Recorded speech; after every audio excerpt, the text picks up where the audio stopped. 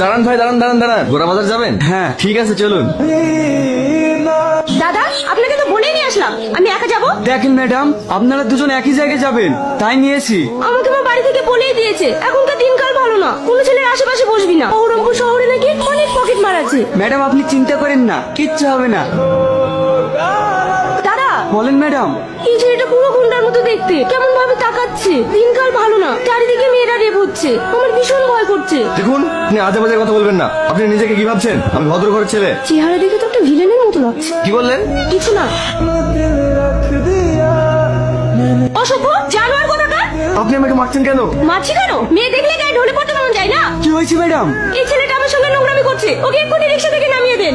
আপনি রিক্সা থেকে নামেন। না, আমি নামবো না। নামবি না? আপনি চলুন।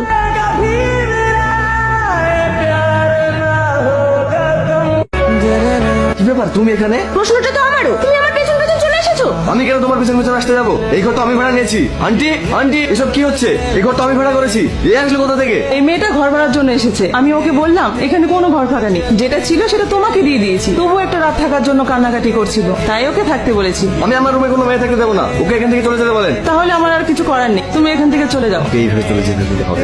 আমাকে চলবো না। দেখুন আন্টি, আমি ওকে এখানে থাকতে দিতে পারি, কিন্তু আমার একটা শর্ত আছে।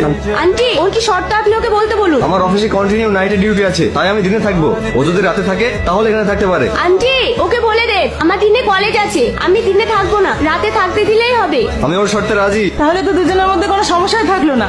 যাও, তুমি ঘরে যাও। তাহলে ও অফিসে যাক, আমি ঘুমাই। আজ তো আমার আবার অফিস নেই। তাহলে কি হবে? দুজন একসাথে কিভাবে থাকবো? কেন? তুমি নিচে ঘুমাও, আমি উপরে ঘুমাচ্ছি। ঠিক আছে। আজকে তাজা খবর, নন্দীগ্রামের একটি মেশে রাত্রে একটি মেয়েকে একা পেয়ে ধর্ষণ করে খুন করেছে একটি যুবক। কি ব্যাপার, এত রাত্রে তুমি কোথায় যাচ্ছ? আমি এখানে শুবো না, বাইরে শুবো। খবর শুনে ভয় পেলে নাকি? না। ঠিক আছে, তুমি ভিতরে ঘুমাও, আমি বাইরে ঘুমাচ্ছি। কি হলো? আমি বেড়ালের মতো দেখতে? না, তুমি বাবেরা। আন্টি, আরে আরে আরে, তোমরা ঝামেলা করছো কেন? বেশিটা লিখেছে আমি নাকি বিড়ালের মতো দেখতে। আমি বলতে গেলাম, এবার বলছে আমি নাকি হনুমানের মতো দেখতে। তাহলে কি বলবো বলেন? দেখো, তোমরা কিন্তু প্রত্যেকদিনই ঝামেলা করছো। এভাবে চলতে থাকলে কিন্তু আমি দুজনকে ঘর থেকে বের করে দেবো। বিড়াল।